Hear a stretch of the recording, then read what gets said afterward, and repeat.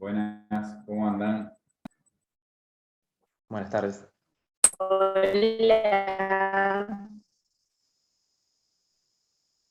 Hola, doctor. ¿Todo bien, Oscar? ¿Todo bien? Bueno, me alegro. ¿Cómo se preparan para el parcial?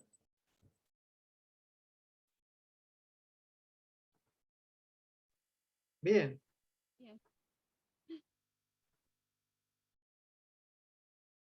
Ahora vamos a ver cómo están más o menos preparados. Bueno, qué rara que está Ludmila, no la conozco. Parece una secretaria ejecutiva, así con lentes, así. Sí, ¿no? Y cambié el fondo, profe, hoy. Ah, cambiaste el fondo. Claro, algo raro veía, digo, ¿qué es? Bueno, hoy vamos a ver sesión de derechos, vamos a ver algunas cositas, pocas cosas que tienen que saber, ¿no? Como lo indica el propio nombre, cesión de derechos es cuando una parte cede a otra un derecho, ¿no? Le transfiere a otra un derecho. Ustedes fíjense, no quiero que copien, porque está todo en el código, esto no quiero que copien nada. Ustedes fíjense que el propio código dice que qué reglas se aplicarían respecto a la cesión en la medida de si existe alguna contraprestación o no. Obviamente, si la contraprestación es un precio en dinero, se aplicarán las reglas de la compraventa. Si es la dación de otra cosa o como contraprestación se entrega una cosa a la permuta, y si es gratuitamente, o sea, si no hay contraprestación, se aplican las reglas de la donación. En algún momento se definía la cesión de derechos como cuando una de las partes transmitía un derecho a la otra, esta aceptaba de un derecho que la primera tenía respecto de un deudor. Entonces, siempre se dijo que la cesión de derechos era mucho más amplia que la cesión de un crédito, con lo cual hay cesiones de derecho que no son cesiones de crédito. Sin perjuicio de lo cual parecería que siempre tendríamos, para que haya una cesión de derechos, estar en presencia del deudor cedido, ¿no? Entonces, si estamos en presencia de un deudor cedido, obviamente yo voy a ceder siempre un derecho que me compete contra un deudor, ¿no? Sin perjuicio de lo cual hay dos partes únicamente, ¿no? Esto es para que, no, yo no soy así, yo soy así más, pero bueno, hay dos partes que es el cedente y el cesionario, ¿no? O sea, son las dos partes en el juicio en el contrato de cesión. Cedente es quien tiene el derecho y se lo transfiere a la otra parte, y cesionario es a quien se le transfiere el derecho. Algunos dicen que existe una tercera parte que es el deudor cedido. Obviamente el deudor cedido no es parte del contrato de cesión, pero va a ser importante justamente en el devenir o en la propia ejecución del contrato, ¿no? ¿Por qué? Porque vamos a ver qué efecto cumple justamente la notificación, que es un hecho muy importante, la notificación de la cesión al deudor cedido, ¿no? Primero y primordial, fíjense que el Código Civil y Comercial se aparta de lo que regulaba el Código Civil, donde se decía que en general cualquier derecho podía ser cedido, excepto que aquellos que eran personalísimos, creo que hoy el código utiliza un término similar, los que son de la persona humana, dice algo así, pero bueno, los derechos, como por ejemplo el nombre, el domicilio, obviamente eso no puede ser cedido, y aparte daba una serie de ejemplos de derechos que no podían cederse, ¿no? Que no eran por ser personalísimos o por ser inherentes a la persona humana, sino por el carácter o lo que se llama, que a mí no me gusta denominarlo así, por la naturaleza del derecho cedido. Entre los cuales, por ejemplo, estaba el derecho de alimentos o el derecho sucesorio. Sin embargo, cuando después cuando vemos forma de la cesión, ¿no? ustedes van a ver que la forma puede ser por escrita o puede ser mediante la entrega manual del título donde conste el derecho, ¿no? Salvo 3 excepciones que dicen que deben ser hechos en escritura pública, y una de ellas, el primero, es la cesión de derechos hereditarios. Con lo cual siempre la pregunta fue, ¿los derechos hereditarios pueden cederse o no pueden cederse? Yo en algún momento creo, si memoria Alzheimer no me falla, creo que yo se los he explicado esto. Una cosa es la cesión de derechos hereditarios, cuando, digamos, ya están en cabeza de la persona por tener un causante, ya sea la cesión de la expectativa de los derechos hereditarios. O sea, que está prohibido cederse la expectativa de la sucesión, de la expectativa de los derechos hereditarios, pero no está prohibido ceder los derechos hereditarios cuando uno ya es heredero. ¿Se entiende? Por ejemplo, no quiero preguntar por las dudas, a ver, ¿quién tiene los padres vivos de ustedes? Los dos, ambos padres vivos. Ludmila, por ejemplo. Bueno, Ludmila, vos no podrías ceder tus derechos hereditarios que te competen contra tus padres. ¿Está? ¿Por qué? Porque eso es una expectativa de sucesión. Expectativa de derechos sucesorios. Todavía ella no los tiene, porque no es declarada heredera. Yo, por ejemplo, que tengo a mis padres fallecidos y que en este momento tengo en trámite la sucesión de mi madre, yo podría ceder los derechos hereditarios que me competen como heredero de la señora Scaglione, alemana, como se dan cuenta por el apellido, Scaglione, que era mi madre que falleció. Entonces, vuelvo a repetir, no confundan lo que es la expectativa de sucesión, que es aquella persona que todavía no es heredera, con aquella persona que es heredera, con lo cual puede ceder. Lo mismo ocurre, por ejemplo, con el derecho alimentario, ¿no? ¿Se puede ceder el derecho alimentario? Obviamente que no. Yo no puedo ceder el derecho alimentario en el sentido de que no puedo ceder los alimentos que me correspondan respecto de determinada persona en el futuro. Eso sería lo que yo denomino cesión de derechos, de los derechos alimentarios. Ahora bien, una vez devengados, se entiende que, por ejemplo, si a mí Ludmila me debe derechos alimentarios por un año, ¿no? Porque, por ejemplo, me los debe a mí o me los debe a mí en representación, como representante de mis hijos, se entiende que yo ese dinero ya lo he puesto. Entonces ella me lo debe a mí, con lo cual si me lo debe a mí porque yo ya he pagado los alimentos, yo puedo ceder los derechos devengados. ¿Qué quiero decir con esto? Que, por ejemplo, ella me debe 100.000 pesos de alimentos y yo le digo, Oscar, mirá, Oscar, te lo voy a ceder, dame 50.000 pesos y te cedo porque no quiero litigar contra Ludmila, porque me chicanea, vos capaz que sos más práctico y se lo podés cobrar mucho más rápido, ¿no? Entonces, vuelvo a repetir, cuando hablan de derechos, ¿no? Hay que hablar de expectativa de sucesión, no es cesible, es contrario al orden público. Obviamente, el ejemplo típico es qué pasa si se den derechos hereditarios que todavía, digamos, estando viva la persona, ello podría llevar a que alguien propicie la muerte de esa persona para que se produzca mucho más rápido obtener justamente el acervo sucesorio, con lo cual es contrario al orden público. Y lo mismo los alimentos, ¿no? Porque si se permitiera ceder del derecho alimentario que uno tiene, ante la necesidad de recurrir a dinero para poder solventar las necesidades de los hijos de la persona, uno se vería compelido o estaría en lo que se denomina un estado de necesidad, que lo podría ceder por mucho menos de lo que realmente vale, con lo cual está prohibido, digamos. Esa es un poquito la justificación de por qué se prohíbe. Ahora bien, dijimos que hay derechos que, digamos, la cesión en general, yo recomiendo que sea por escrita. ¿Cuándo no debe ser por escrito? Y no debe ser por escrito cuando, obviamente, solo traditio o, digamos, lo que sería la cesión manual, cuando uno puede transmitir y la otra parte puede usar ese derecho que se transmitió sin necesidad de demostrar que fue transmitido.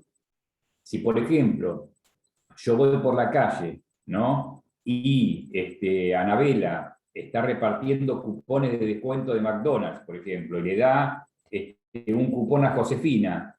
Yo no tengo ese derecho, lo tiene Josefina, pues lo cedieron a ella, y ella me entrega el cupón, ¿no? Yo voy a ir a McDonald's y me van a hacer el descuento, me van a decir, che, ¿a vos te entregaron ese cupón o te cedieron el derecho? Digamos, sí, me cedieron el derecho. ¿Tiene que ser hecho por escrito? No, no tiene que ser hecho por escrito. La sola entrega del instrumento que acredita justamente el derecho es suficiente como para que él mismo se patentice. Con lo cual, obviamente, yo no necesito ni siquiera hacerlo por escrito. ¿Está? Porque si bien digamos, la regla que debe ser hecha por escrito, en este caso que manualmente surte efecto, no hay que hacerlo. Es lo mismo que si a mí me entregan un pagaré que es al portador. Digamos, si yo hago un pagaré y digo, páguese al portador de este documento la suma de pesos, o pagaré al portador de este documento la suma de pesos 10.000, ¿no? Y se lo entrego a Paul, ¿no? No figura Paul, ni me tiene que ceder, ni me tiene que hacer una cesión, ni siquiera me lo tiene que endosar, solo con la entrega del documento, ¿no? Es suficiente como para que se pueda ejecutar ese pagaré. ¿Se entiende? Bueno. Sin embargo, la sucesión, porque justamente habla de la acción de derechos hereditarios, el inciso primero de un artículo que no recuerdo que va, dice que debe ser hecho por escritura pública la cesión de derechos hereditarios. Vuelvo a repetir, ¿qué tipo de cesión de derechos hereditarios? Los derechos hereditarios que uno tiene. Uno puede ceder cuando ya es heredero, ¿no? No se puede ceder expectativa de sucesión aún mediante escritura pública. Es incesible. Después, ¿qué otro tipo de derechos deberán ser cedidos por escritura pública? Los derechos que son litigiosos, ¿no? Aquellos en los cuales hay un juicio respecto a ellos, uno lo tiene que hacer por escritura pública. Y también debe ser cedidos en escritura pública, ¿no? Como indica la regla general, aquellos derechos que consten en un instrumento público. Si ya ese derecho constaba en una escritura pública, la cesión de ese derecho debe hacerse bajo la misma forma, o sea, por escritura pública. ¿Está?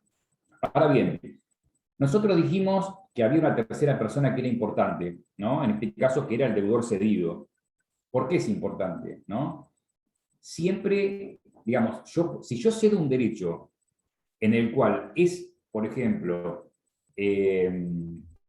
puede ser opuesto erga omnes, yo no necesito notificar al deudor cedido, pero tampoco va a ser cesión de derechos, sino que yo voy a llamar, por ejemplo, compraventa. La compraventa es cuando yo transfiero un derecho, pero aparte transfiero un derecho de dominio. Ese derecho de dominio se ejerce erga omnes, o sea, se ejerce contra todos los hombres. Yo no tengo que ir a notificar a cada persona, ¿no?, que existe en el mundo para decir, mira, me han cedido el derecho de compraventa. Por eso, cuando hablamos de cesión de derechos y hablamos de compraventa, hablamos de dos cosas distintas, ¿no? Me hicieron una compraventa y yo lo ejerzo frente a todos y no tengo que notificar a nadie, o me cedieron un derecho de algo y yo tengo que, teóricamente, notificar al deudor cedido. El ejemplo más sencillo de la cesión de derechos es cuando se cede un crédito, ¿no?, que uno tiene contra una persona.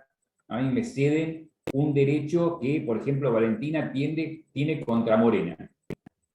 Las partes de ese contrato de cesión, ¿no?, es la cedente, que es María Valentina, y el cesionario, que es Eduardo Gambini.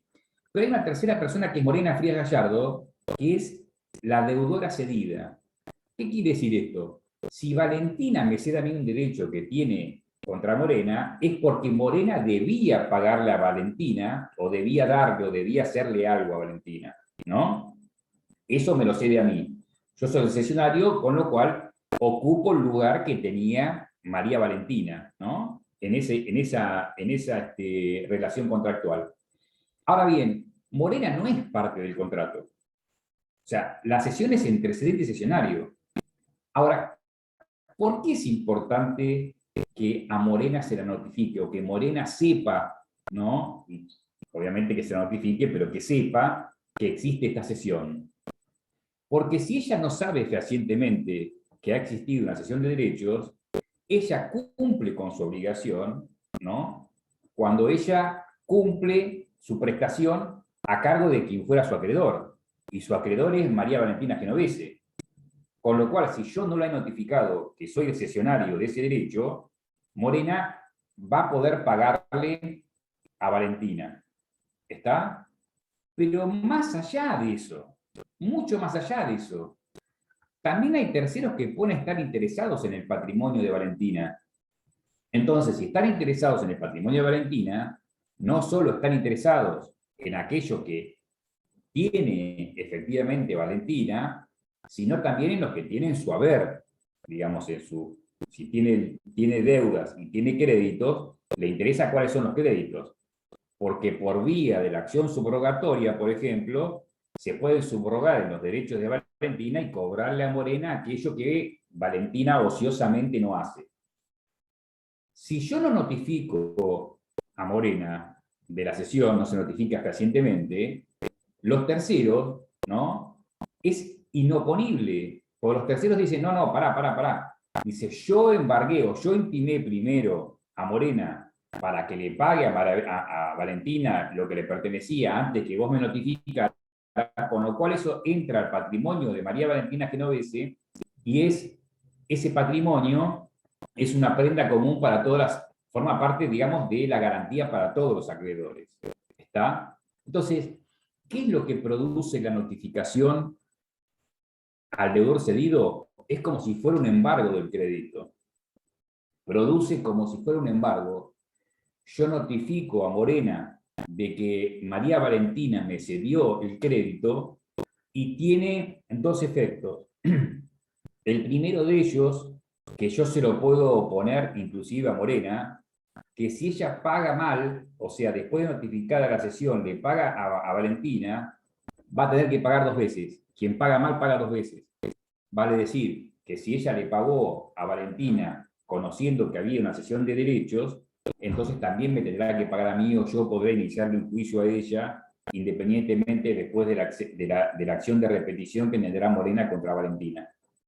Pero más allá de ello, también si Valentina tuviera acreedores, ¿no? Y yo notifico la cesión antes de que los acreedores hagan uso de la acción subrogatoria, ¿no? Entonces no lo van a poder ejercer. Porque hubo una fecha cierta, ¿no? En la cual se estipuló de que ese derecho que estaba en cabeza de Valentina, ahora está en cabeza de Eduardo Gambini. Con lo cual los acreedores de Valentina, ¿no? No van a poder ejercer ese derecho que tenía contra Morena, porque ya entró en mi patrimonio. ¿Se entiende? Muy bien. ¿Cómo debe ser la notificación? Obviamente, para que no haya posibilidades de fraude, la notificación debe ser fehaciente. ¿Cómo es una notificación fehaciente, Anabela? ¿Anabela? Sí. Una notificación fehaciente. Sí. Por escrito puede ser, con fecha Pero cierta. vos decime, tenés que notificar al cedido. ¿Cómo harías vos? Sí. Y yo lo haría por escrito. ¿Pero cómo? Ay, no se me ocurre.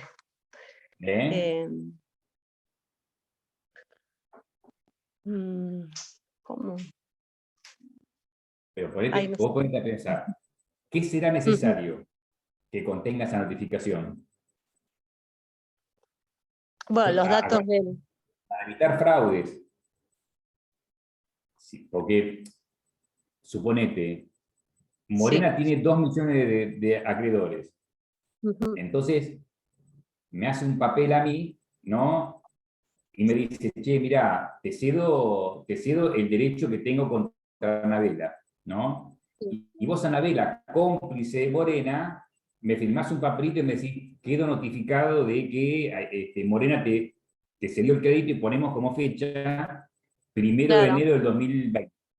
¿Será válido?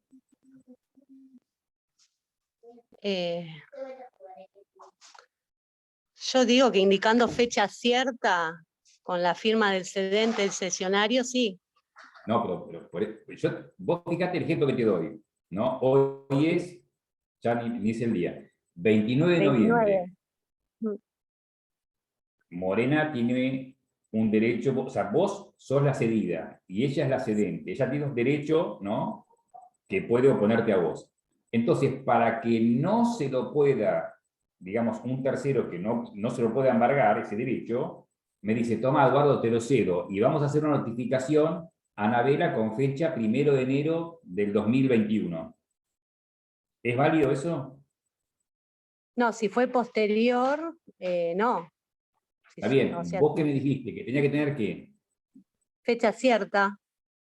Muy bien, está bien, estoy de acuerdo con eso. ¿Cómo lograr la fecha cierta? Volvemos a decir, el problema por eso, Claro. volvemos al ciclo. Sí. Digamos, hay fecha cierta cuando la notificación es fehaciente. Si yo te pregunto, ¿cuándo la notificación es fehaciente? Vamos a decir, cuando tiene fecha cierta. Claro. Entonces yo te pregunto a vos, ¿cómo lo harías para que justamente cumpla con ese requisito de que sea fehaciente? O, dicho de otra forma, de que tenga fecha cierta. Ay, Pero es fácil, es muy fácil, nadie se lo diga, ¿eh? Es muy fácil. no. No, pensá, ¿qué tipo de notificación tiene fecha cierta?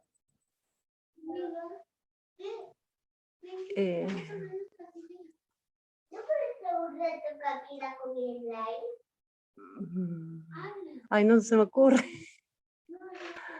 Escúchame, te hago una pregunta, Anabela, escúchame bien. ¿Vos me querés notificar algo a mí? ¿Vos querés notificarme, por ejemplo, no sé, me querés intimar a mí, yo te robé, te saqué el código y me querés intimar a mí a que te lo devuelva? ¿Qué harías? ¿Cómo haces para intimarme?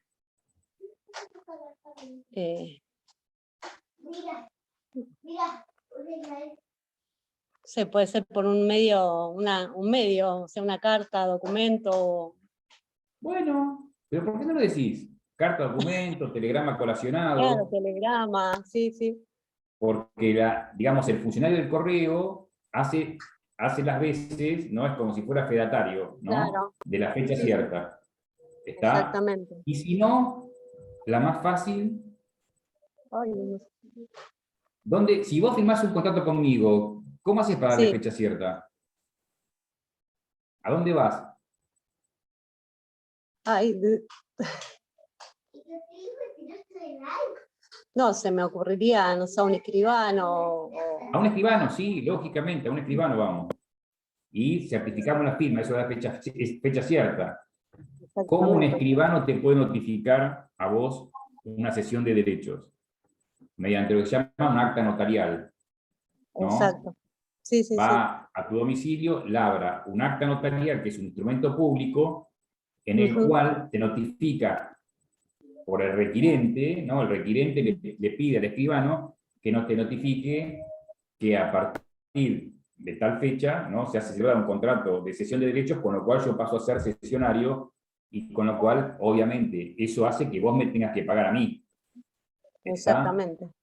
Entonces, es importante, primero, respecto de la relación cedente y cesionario, para que vos únicamente cumplas con tu obligación abonándole al cesionario.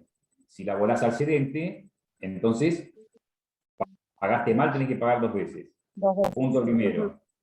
Punto segundo, respecto a los terceros acreedores, ¿no? Los terceros acreedores de Morena no van a poder ir contra vos si yo te notifiqué primero.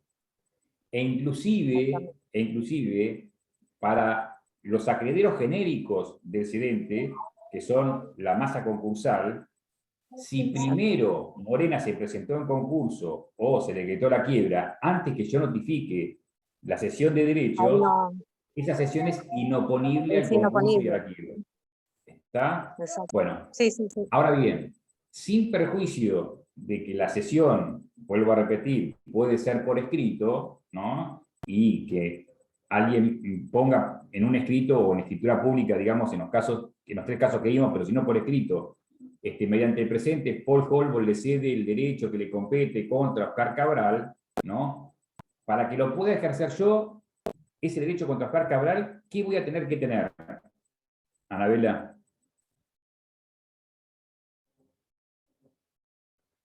Perdón, a ver, ¿me puede repetir la pregunta? Paul tiene un derecho contra Oscar, ¿sí? Sí. O sea, Paul es el acreedor, Oscar es el deudor. Paul es Perfecto. el cedente, yo soy el cesionario, y me cede los derechos, Paul, que tiene contra Oscar. Hacemos Ujú.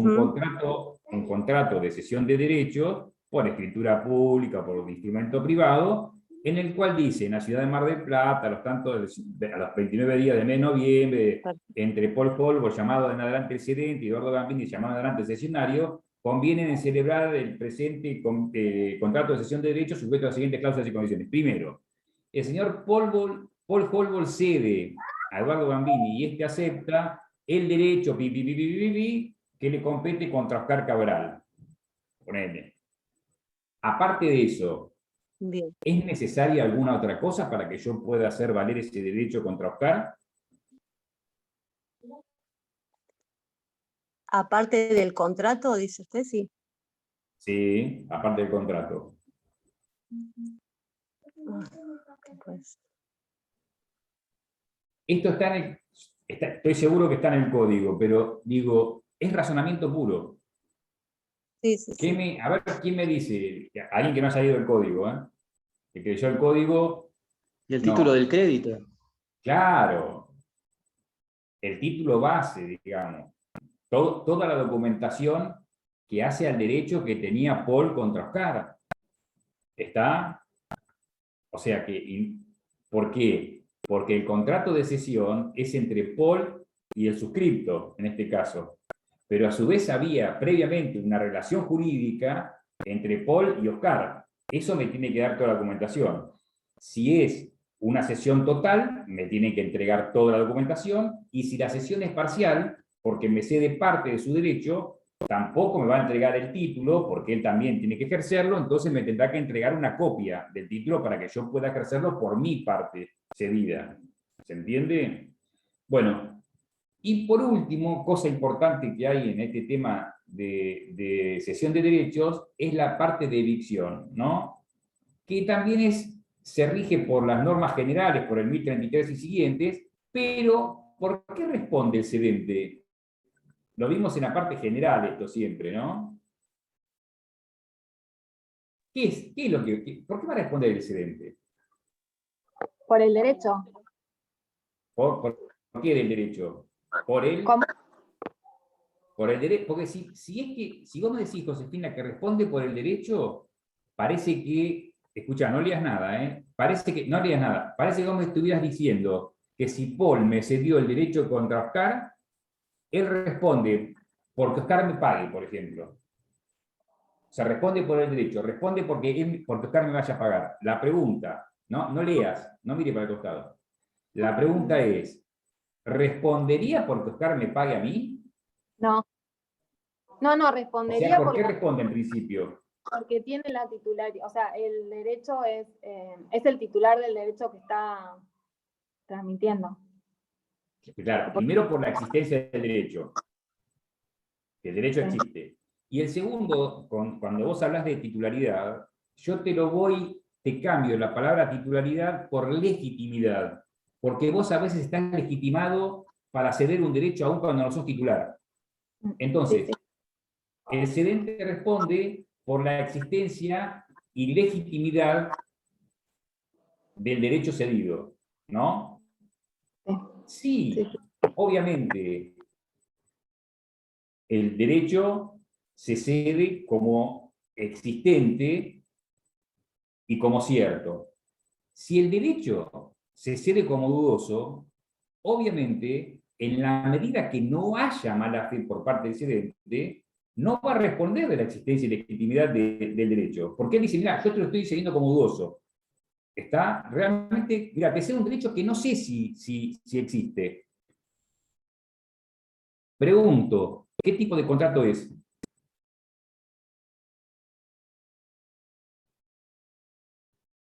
Mal para el parcial estamos, ¿eh? ¿Qué clase de contrato es dentro de la clasificación?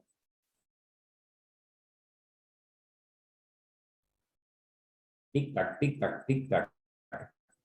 ¿Nadie? Aleatorio. Yo lo cedo como dudoso, ¿no? Y la otra parte acepta. Si la parte aceptó, no me puede a mí después reclamar por la existencia del derecho. Yo te lo cedí como dudoso. Ahora, si hay mala fe por parte del cedente, aun cuando lo haya cedido como dudoso, entonces va a responder el cedente. ¿En qué consiste la mala fe del cedente? Que conocía que en realidad no era dudoso, sino que había dejado de existir. Entonces, ya sea, en ese caso va a tener que devolver el precio más los intereses, si fuera de mala fe, aparte va a tener que pagar daños y perjuicios, y va a tener que pagar la diferencia entre el precio abonado y el valor del derecho. ¿Por qué? Porque muchas veces no muchas veces, en el 100% de los casos, les diría, no se paga el mismo precio que el valor del derecho. Porque si, por ejemplo, Paul tiene un derecho contra Oscar de 100 pesos y yo se lo compro, yo no le voy a dar 100 pesos. ¿Qué gano yo si le doy 100 pesos? Generalmente estos, digamos, tiene una lógica adversarial en la cual yo tengo que tener algún beneficio. El beneficio de Paul le dice, che, yo me saco el problema de cobrarle a Oscar. Y el beneficio mío es que yo lo voy a comprar a menos plata y le voy a cobrar todo a Oscar.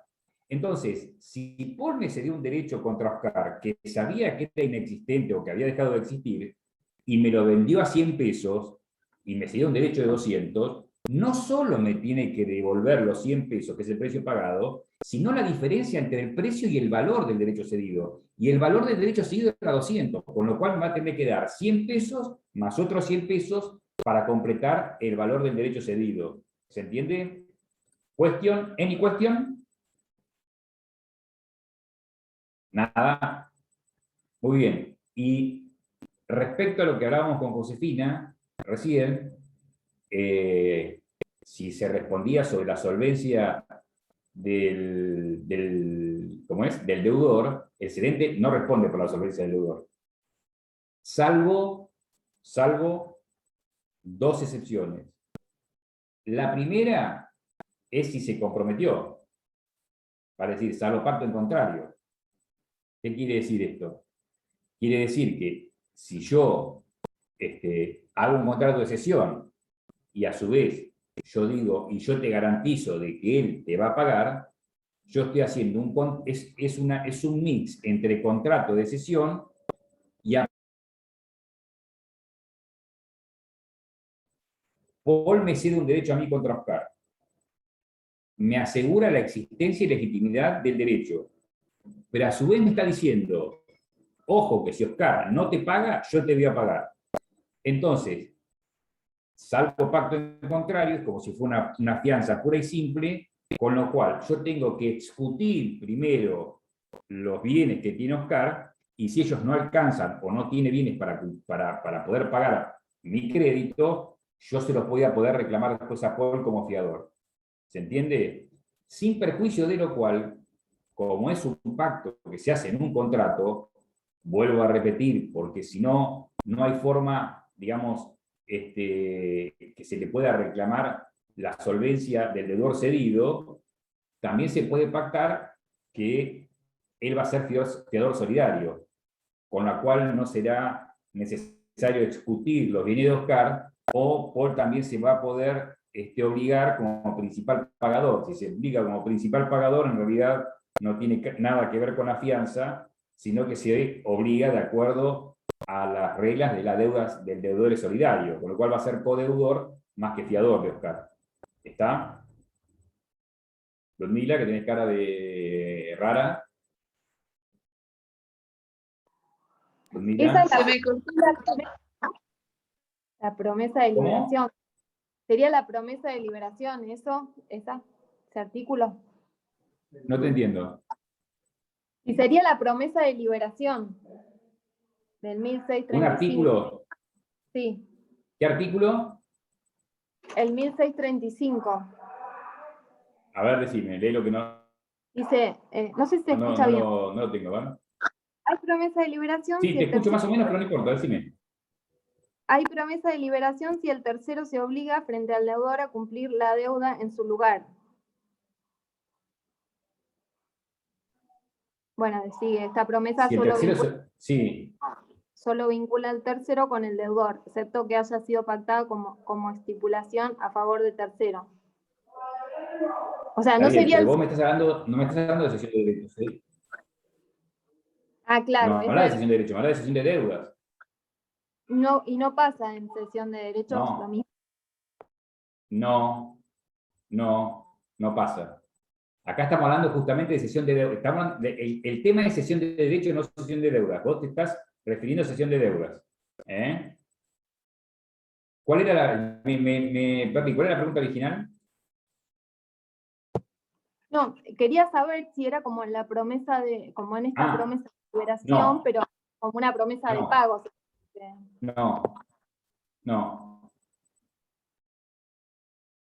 No. Entonces, vuelvo a repetir.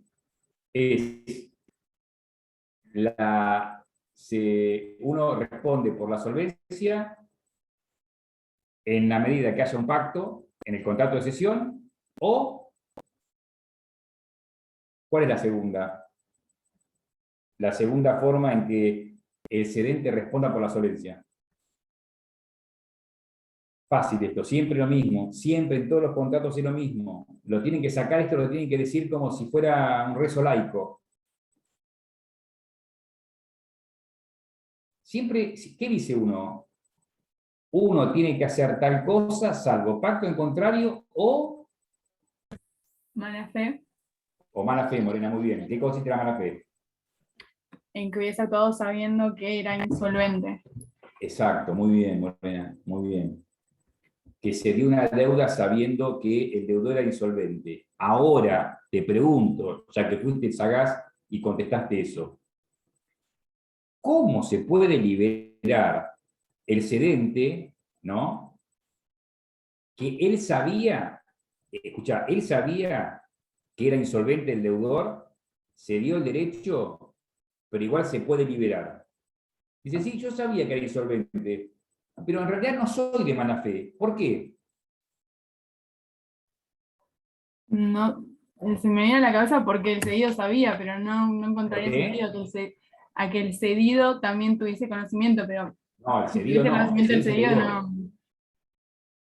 ¿Qué? No, te estás confundiendo, me parece, las partes. ¿Cuáles son las partes? No, yo me refiero al cedido, al cual el cesionario ahora no le puede pagar porque es insolvente. Si el cedido hubiese tomado conocimiento de la insolvencia antes de la cesión, pero no tendría mucho sentido una cesión a un cesionario insolvente.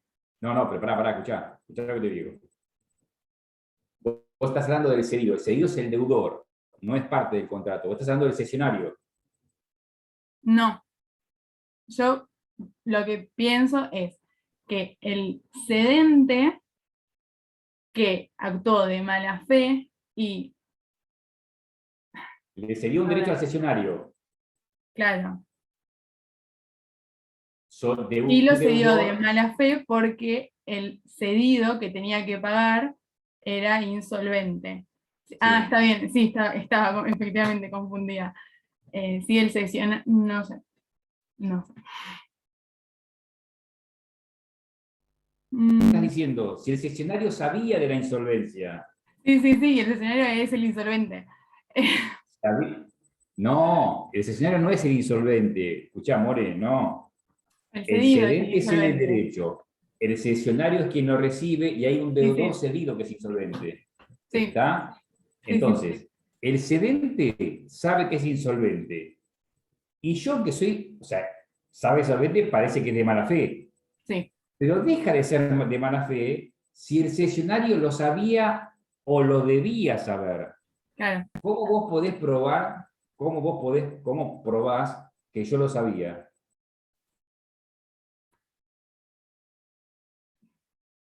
No mires nada, pensá No, nada. estoy pensando tal vez si al cesionario se le podría exigir un accionar diligente por medio de consultar registros. Pero no sé. Le exigir demasiado. Cuando la insolvencia es pública, cuando todo el mundo sabe que era insolvente, entonces también el cesionario debía saber que era insolvente. ¿Está? Entonces, en realidad, vos hiciste una hiciste una afirmación que es equivocada, ¿no? Y yo te voy a explicar por qué es equivocada. Vos dijiste, ¿quién va a ser cesionario de un derecho y va a pagar por esa cesión de un derecho sabiendo que el cedido es insolvente? Un montón. Porque lo compran por nada y esperan hasta que algún día el tercero sea solvente. Y ahí le cobran todo. Claro, claro. Está, yo por ejemplo, ¿vos tenés algún bien? No, Muy bien. Vos le firmaste a Santiago un pagaré, ¿no? Por 1.000.000 de pesos. Entonces Santiago me dice, mira, Eduardo, Morena no tiene, lo voy a decir bien, después no me acuse, no tiene donde caerse muerto, no tiene un mango partido por la mitad, está más seca que el Sahara, ¿viste? Y me firmó un pagaré de 100.000 pesos. Yo digo, bueno, mira, te doy 1.000 pesos. ¿Vos, Santiago, me lo vendés? ¿El crédito? O sea, ¿me cedés el crédito por 1.000 pesos? Sí. ¿O 5.000? Sí. 5.000 pesos. ¿Yo qué hago? Yo te inicio el juicio y te inhibo. Y espero. Vos algún día te vas a recibir de abogada, vas a iniciar un juicio, vas a cobrar honorarios y te voy a embargar yo los honorarios. Y capaz que me cobro los 100.000 pesos. Entonces, hay veces que hay fideicomisos, ¿no? Fíjate que compran deudas que aparentemente vos vas al veraz de gente que está en situación 5, que parece incobrable, y muchos bancos inclusive le ceden esos derechos a un fideicomiso que lo compra por 2,40 pesos, y esos fideicomisos son los famosos call centers que viven llamando al deudor. Dice, usted tiene un crédito, usted puede cancelar su deuda abonando en el estudio mediante qué, o inician juicio, lo inhiben, vuelvo a repetir, ¿no? Y en algún momento logran cobrar. ¿Está? Sí. Bueno, ¿cómo? No, que sí. Pero, digamos, ¿entendés la lógica? Sí, es como meramente especulativo. Totalmente es especulativo. Digamos, son fondos, ¿no?, que tienen la espalda suficiente como para... No pierden nunca, porque vos decís, che, pero de los insolventes hay un 50% que nunca va a pagar. Pero si el otro 50% paga Por y el yo valor pago por un el que los 10%, compran. yo voy a terminar ganando. Sí. Si yo compro un volumen, suponete, compro un volumen de derechos, o sea, de créditos de 1.000.000 de pesos, suponete. Yo sé que del 1.000.000 de pesos, 500.000, 600.000 pesos no voy a poder recuperar nunca. Son todos insolventes, son NN. Pero los 400.000 pesos sí, y yo pago 100.000 o 200.000, yo voy a ganar. Sí, ganancia. Yo voy a ganar. ¿Está? Y aquellas personas que, vuelvo a repetir, tienen créditos, tienen carteras, que aparte, digamos, el Banco Central audita a las entidades financieras de la cantidad de deudores morosos, y ellos ceden esos deudores morosos a un tercero, que se llama fideicomiso, Banco Gallardo, por ejemplo, ¿no? Bueno, yo ya no tengo tantos morosos, ¿no? Y vendí esos deudores morosos en una cifra que, si bien es insignificante o poca plata, pero entró al patrimonio del banco. O sea que la morosidad bajó también, sustancialmente. O sea que le conviene a todos esto. ¿Está? Sí. Bueno, hacemos un ping-pong. A ver cómo están preparados para el parcial. Una Vamos a empezar por Paul. ¿Cómo te ves, Paul? Verde todavía. Bueno, no importa. Tratá de pensar. Yo te voy a hacer preguntas que se pueden hacer. A ver, ver. decime, hablame del precio en la compraventa. El precio en la ¿Cómo se puede- compraventa. ¿Cómo se puede fijar el precio? ¿Cómo se puede fijar el precio? ¿Sí? No mires nada, ¿eh? No, qué Tratá de sé yo. pensar. Tiene que ser cierto. El precio lo pactan ¿Qué las es partes. cierto? ¿Cuándo se considera que un precio es cierto? Y que ¿Cómo se está establece fijado un en un precio monto cierto? determinado, en dinero. Cuando está establecido una suma determinada de dinero, ¿cuándo más? Sí. ¿Qué más? Eh,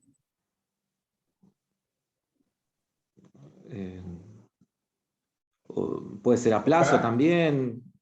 No, pero a plazos, si es una suma de dinero, a plazo es lo mismo. Esto es la forma de pago, de contado o a plazo, pero el precio es uno, ¿no?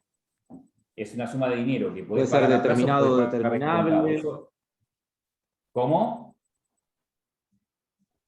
No te escucho, Sí. ¿cómo? Determinado o determinable que se puede determinar. ¿Cómo? Puede ser tomando como parámetro, no sé, algún bien o moneda extranjera, Está bien, en cuando no relación a está otra cosa cierta. determinado.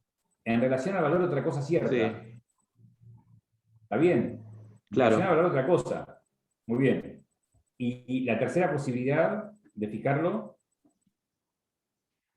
Eh, cuando se deja, no lo fijan las partes, sino se deja, lo decide el juez. no, al arbitrio de un tercero. Arbitrio. El tercero, lo que se modificó del Código Civil y Comercial al Código Civil es que si el tercero no quiere o no puede fijar el precio, en este caso lo fija el juez. En el Código Civil de Vélez, como el precio y la cosa eran elementos esenciales, si el tercero no quería fijar el precio, la venta quedaba nula por falta de objeto. Ahora lo fija el juez. ¿Está? Oscar, te hago una Sí. pregunta. ¿Me escuchás, Oscar? Sí, Muy bien, vamos a suponer que Paul y yo hacemos un contrato de compra-venta y sujetamos el precio de la compra-venta a la fijación del precio por parte tuya, ¿no? Si vos fijás un precio, escuchá la pregunta, si vos fijás un precio, eres el vendedor, yo soy el comprador. Yo, primero, ¿tengo que sujetarme sí o sí al precio que vos fijaste? a ver, repítame, usted es el... Paul me vende su celular Sí, y decimos que el precio lo va a fijar Oscar Cabral. La pregunta es, ¿Eduardo Gambini va a tener que pagar sí o sí el precio que estableció Oscar Cabral? y si lo pactaron, yo creo que sí. Ajá. Yo ahora te pregunto, vamos a suponer que hicimos el contrato, ¿no? ¿Tenés el celular, Paul, ahí? Muy bien. Ese celular que está la camarita, vos lo fijás en $1.000.000. ¿Yo tengo que pagar $1.000.000? No, de acuerdo a lo que puede llegar a valer el aparato ese, supongo que se debe hacer en una comparación en el mercado. Pero nosotros establecimos el precio que lo fija un tercero. Vos decís que intuitivamente yo no debería pagar $1.000.000, que yo pacté que el precio lo fijabas vos. ¿Qué te dice el sentido común? Lo que pasa, bueno, el sentido común me dice que si está pactado, se debe cumplir con lo que está pactado. No, el sentido común te va a decir que jamás una persona va a acceder a pagar $1.000.000 de un teléfono que vale, ponele, como mucho, $1.000. Es una locura. No. Cuando el precio es írrito o el precio es exorbitante, no. Pregunto, ¿podés recurrir, tenés recursos, ese recurso lo ejercés contra la propia persona que fijó el precio? Por ejemplo, ¿yo puedo pedir que vos reconsideres el precio fijado? ¿O qué hago yo? Sí, lo puede pedir, pero si no hay un... No, debo ir a la justicia. Bueno, pero no me dejó terminar. Si no hay, Ah, si no hay un acuerdo, se deja la decisión judicial. es que no hay ningún acuerdo porque yo acordé con Paul que lo fijabas vos. Vos me lo fijaste en $1.000.000 y yo no me tengo que poner de acuerdo con vos. Yo voy y le digo, señor juez, mire, el tercero o está en combinación con Paul o es una persona desequilibrada porque no puede poner $1.000.000 que vale un teléfono. En realidad, esto, digamos, muy pocas veces ocurre porque cuando dos partes arreglan o pactan que el precio lo establece un tercero, ese tercero es porque es mucho más conocedor, ¿no?, digamos, del precio de plaza del objeto que se trata. Por ejemplo, yo te compro 100 kilos de ganado en pie y lo va a fijar no me acuerdo cómo se llaman ahora, los que se dedican a la venta de ganado. Bueno, los subastadores de Hacienda. ¿Está? Y no me van a fijar que el kilo de ganado en pie está a $1.000.000, obviamente. Y si lo llegan a hacer, yo puedo recurrir judicialmente. No estoy obligado por el tercero. ¿Está? A ver, Valentina, decime, ¿cuáles son los gastos que paga el vendedor y cuáles son los gastos que paga el comprador en la compraventa? Hola. No, bueno, yo por el momento voy mal. Quiero Ajá. creer que para el lunes voy a estar bien igual. ¿No te animás a contestar esa pregunta? Y no sé, repetímela y te digo, profe. Digamos, en una compraventa, las obligaciones principales es pagar el precio, el comprador, y el vendedor entregar la cosa, ¿no? Sí. Pero existen gastos muchas veces, ¿no? Lo que se llaman los gastos vamos a suponer que haya escritura pública, ¿no? Sí. Si es una venta de un inmueble, hay gastos, ¿no? Sí. Hay gastos de estudio de títulos, de informes, gastos del escribano, los gastos de entrega, los gastos de recepción. ¿Qué paga el vendedor y qué paga el comprador? Supongo que el de recepción lo va a pagar el comprador. Sí, ¿cuáles son? No sé, profe. Bueno. Pero tenés que tratar de saberlo. A ver, ¿quién me lo va a decir eso? ¿Quién me lo quiere decir? ¿Quién está desesperado por comentarme eso? A ver. ¿O desesperado? ¿Nadie? Yo me acuerdo que el vendedor lo que tiene que hacerse cargo es del estudio de título y antecedentes del dominio, después la liberación de impuestos, el comprador tendrá que pagarle los honorarios que corresponden al escribano. Punto, pará, Oscar, pará. O sea, que cuando uno... No, conté algo, no me va a preguntar de nuevo. No, pero escuchá. Cuando uno va a una escribanía y dice, escuchá bien lo que te digo, ¿no? Pactan, por ejemplo, en un boleto de compraventa que la escritura se celebrará en la escribanía de Oscar Cabral y los gastos serán pagados según costumbre o según usos y costumbres o según ley, a veces se pone. Pregunto, ¿los gastos de estudios de título e informes correspondientes los paga el vendedor, sí o no? De su título, sí. Después el de... Muy bien, momento. ¿Los honorarios del escribano únicamente los paga el comprador? Deberían pagarlos entre los dos. O sea, la parte... No, pues lo habías dicho bien al principio. Los paga únicamente el comprador. Pero no también paga... se puede pactar. O sea, se no, puede pactar. Yo te dije según usos y costumbres o según ley. No. Listo. Si si nada se dice, los honorarios los paga el comprador, Ok. no los paga el vendedor. El vendedor paga el estudio de título. Pregunto, a ver, Ludmila Rogers, Viatig. Yo te vendo, escúchame, yo te vendo la producción de papa. ¿Me la compras? Sí, Bueno, 1 tonelada, por sí, ejemplo. ¿Cuáles son bien. los gastos de entrega y cuáles son los gastos de recepción? Los gastos de entrega, yo creo que si, Mirá, bueno, sería vos todos me los tenés que gastos que tiene preguntar, la producción de la papa, si es que sos el... me tenés que preguntar qué dice el ¿Cómo? contrato. ¿Qué dice el contrato? Ah, yo te pregunto a vos.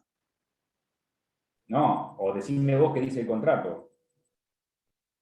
Y Ah, yo te bien. vendo 1 tonelada de papa Sí, del campo que yo tengo, por ejemplo, en Otamendi.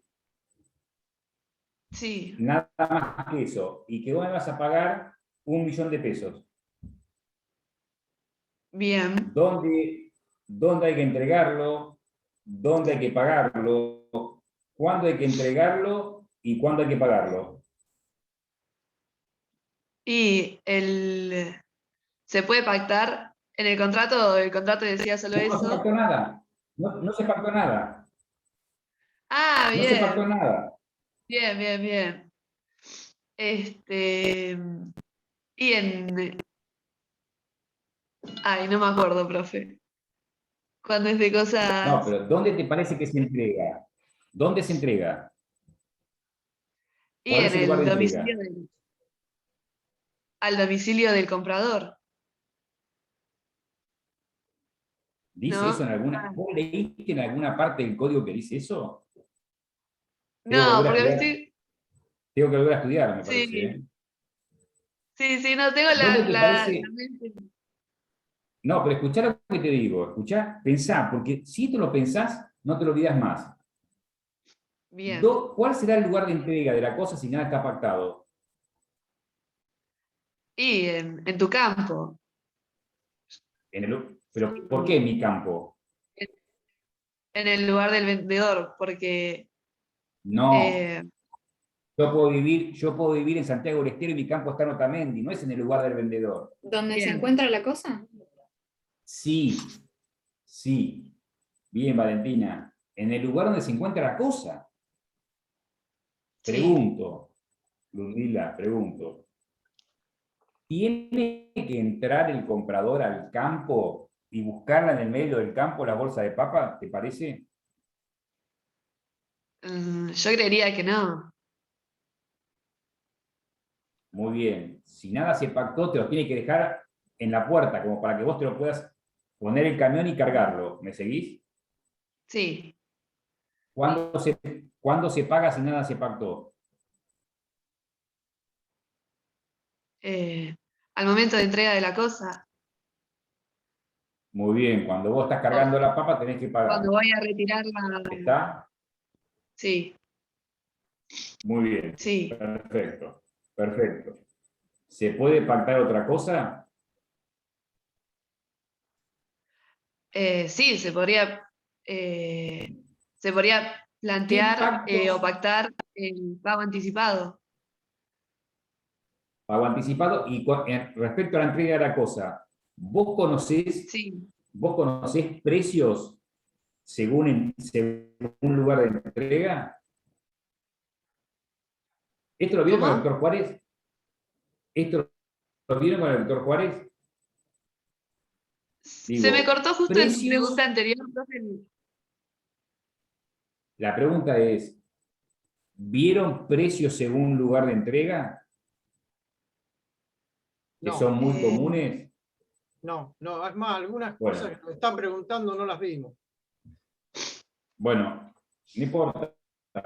Pero yo les estoy diciendo para que ustedes sepan, cuando hagan un contrato de compraventa de mercaderías, por ejemplo, que vayan de un lugar a otro, que tengan que transportar transportarse de un lugar a otro, que uno puede pactar precio en el lugar, en el puerto, en el barco, en el puerto de destino o en el domicilio de la persona del que compra. ¿Está? O sea, si nada se dice, se entrega la cosa y se paga el precio en el lugar donde está la cosa. Pero fíjense, ustedes después googleen, ¿no? Precio FOB, por ejemplo, FOB larga, que on board, ¿no? La verdad que mi inglés es muy rudimentario, pero por ejemplo, on board, ¿no? Hay precios que son en el barco, en puerto, etcétera, etcétera, etcétera. Bueno, Ludmila, más o menos zafaste. Santiago. Morena, te fuiste para arriba, que salía vos. Decime el pacto de retroventa, ¿qué es? No, no sé, o sea, ¿Nada? ¿Santiago? ¿El pacto de reventa o de retroventa? Retro. Cualquiera de los dos, decime, lo mismo. Son los mismos, nada más que uno está a favor del vendedor y otro a favor del comprador. El pacto de retroventa,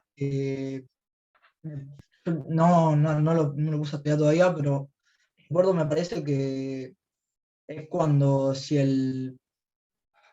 el comprador en futuro quiere vender la cosa, el vendedor, o sea, el que le vendió la cosa antes, tiene prioridad ante los demás, ¿no? No, eso es el pacto de preferencia.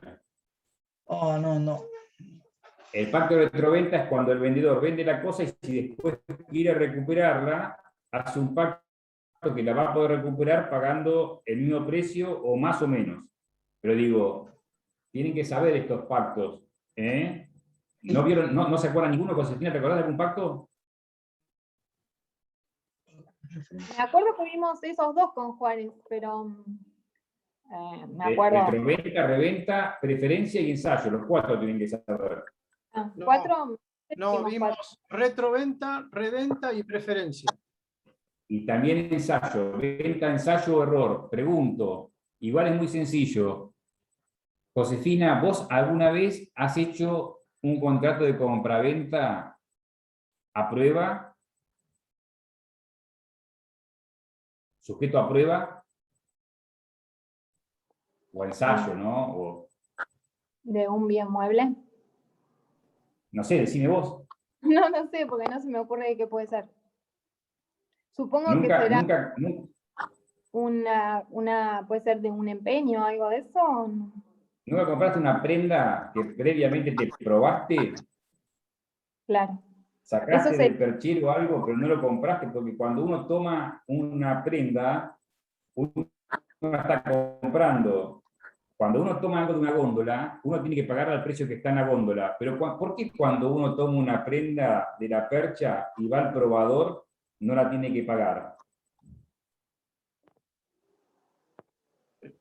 ¿Por qué? Doctor, ¿esos son los dos que son ad gustum y a satisfacción del comprador? Sí, también es ad gustum o a satisfacción, no quiere decir a prueba, ¿no? O sea, digamos, son parecidos. Son distintos, son los dos distintos. Exacto, son distintos, pero digamos, son similares. Ad gustum a satisfacción es referido. La diferencia es si solo es ad gustum, por ejemplo, solo es con el asentimiento del comprador, o se pone en el lugar cualquier persona que hubiese aceptado justamente el estado de acuerdo a la naturaleza de la compraventa. Pero digo, Josefina, volviendo al tema que estábamos hablando, vos cuando tomás una percha y vas al probador, no te la compraste, porque se entiende que es una prueba, es una venta ad gustum, no es una venta a prueba. ¿Está? O sea, si te la probás y te queda bien y te gusta, está comprada. ¿Está? Bueno, a ver, ¿quién queda? ¿Quién quiere contestar una pregunta? ¿Alguna otra? A ver. Morena, vos no contestaste nada al final, ¿no? ¿Yo qué?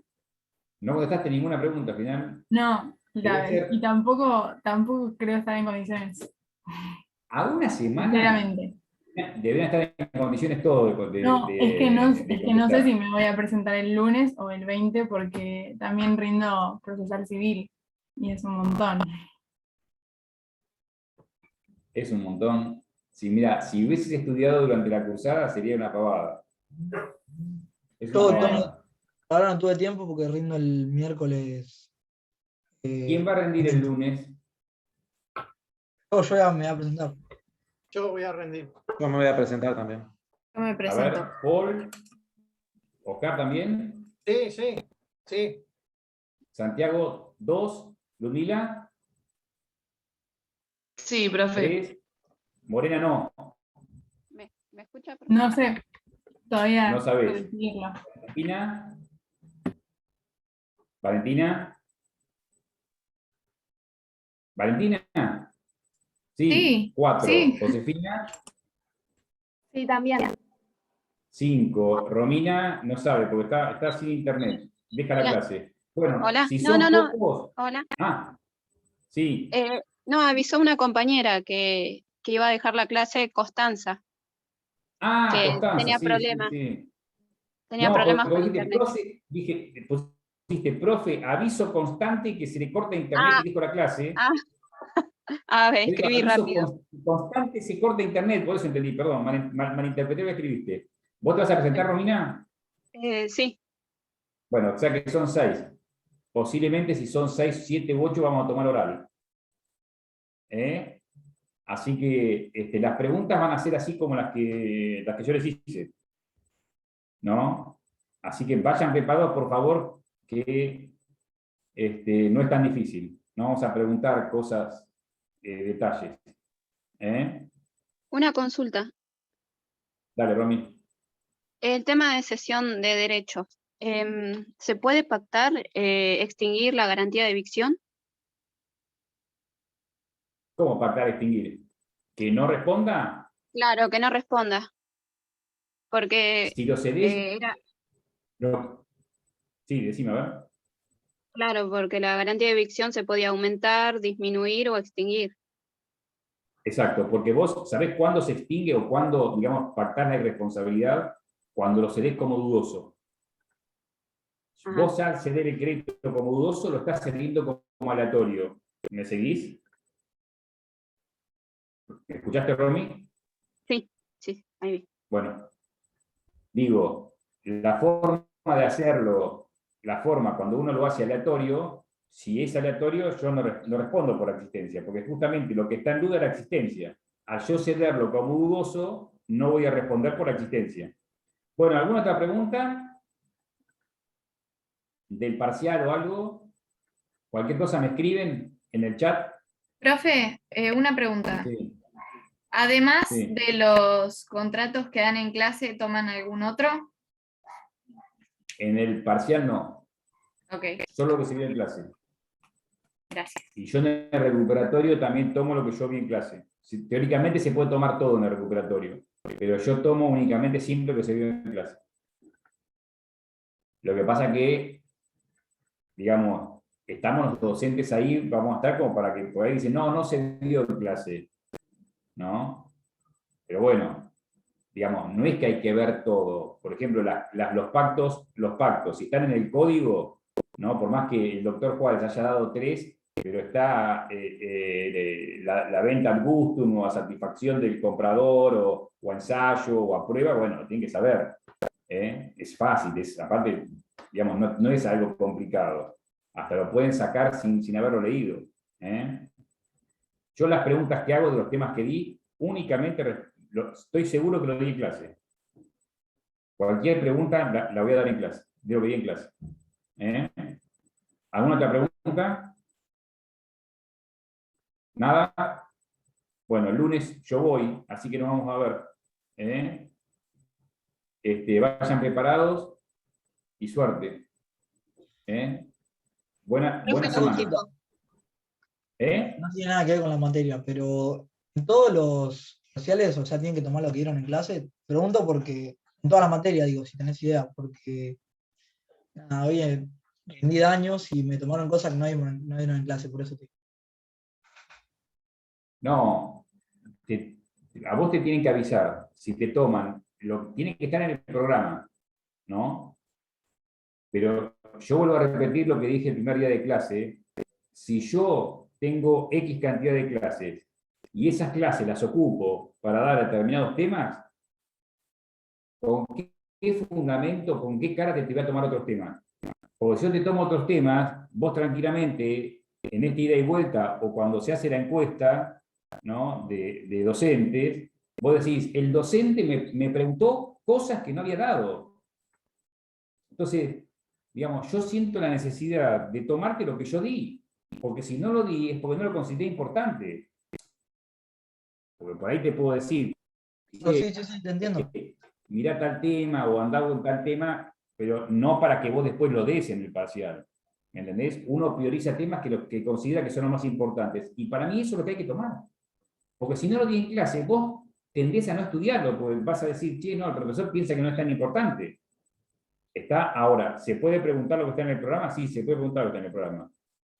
Vuelvo a decir, si yo te pregunto algo que está en el programa que yo no lo di en clase, vos tranquilamente y respetuosamente me puedes decir, pero perdóname, Eduardo, ¿por qué si para vos era tan importante que me lo preguntás en el examen, no lo diste en clase? Y lo pondría en la encuesta docente. Eduardo Gambini me preguntó cosas que no dio en clase. Raro, como diría Barassi, ¿no? Raro. Sí. ¿Listo? Bueno, chicos, que tengan buena semana. Buena Chao, semana, hasta luego. profe, gracias. Gracias, profe. Igualmente, gracias. Gracias. Chao, hasta luego.